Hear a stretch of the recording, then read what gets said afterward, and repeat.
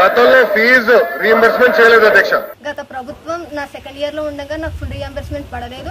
ఆ రీఎంబర్స్మెంట్ నేను fee clear చేసుకోలేక నా ఫ్యామిలీ నేను చాలా ప్రాబ్లమ్స్ ఫైనాన్షియల్ గా ఫేస్ చేసాము. గత ప్రభుత్వం కాలేజ్ ఫీజ్ టైం కి అయిపోవటం వల్ల చాలా ప్రాబ్లమ్స్ ఫేస్ అయ్యాము. ఇదివరకు గవర్నమెంట్ వాళ్ళు మా ఫీజు అనేది చాలా లేట్ గా పడేది. సో దానివల్ల మా స్టూడెంట్స్ అందరం మేము చాలా ఇబ్బంది ఫేస్ చేసేవాళ్ళం. గత గవర్నమెంట్ వల్ల ఫీజు రియంబర్స్మెంట్ అనేది లేట్ బాగా అయ్యేది. నాకు ఫీజు రియంబర్స్మెంట్ అనేది పడలేదు కావున చాలా ఇబ్బంది పడ్డాము నేను మా ఫ్యామిలీ అంతా. నాకు ఫీజు రియంబర్స్మెంట్ అనేది సరిగ్గా పడలేదు. ఫైనాన్షియల్ గా చాలా ప్రాబ్లమ్స్ అనేవి ఫేస్ చేసాం.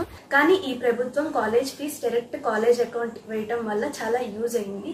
మాకు ఫీజు రియంబర్స్మెంట్ పడుతుందని కొంచెం హ్యాపీగా ఉంది. టైం కి వేస్తున్నారు, టైం కి వస్తుంది, అన్ని టైం కి ఉంది కాబట్టి చాలా బాగుంది. కాలేజ్ బ్యాంక్ అకౌంట్ లోకి మనీ అనేవి రావడం వల్ల ఇప్పుడు మా కాలేజ్ స్టాఫ్ వాళ్ళు కూడా మమ్మల్ని ఏం అడగడం లేదు ఫీజు కట్టండి అని. సో ఇప్పుడు ఉన్న సిస్టమ్ అనేది మా స్టూడెంట్స్ అందరికి చాలా నచ్చింది. ఇప్పుడు నేను ఏదైతే ఫైనల్ ఇయర్ చదువుతున్నానో ఫైనల్ ఇయర్ లో 4-1 లో నా ఫీజు క్లియర్ అయిపోయింది.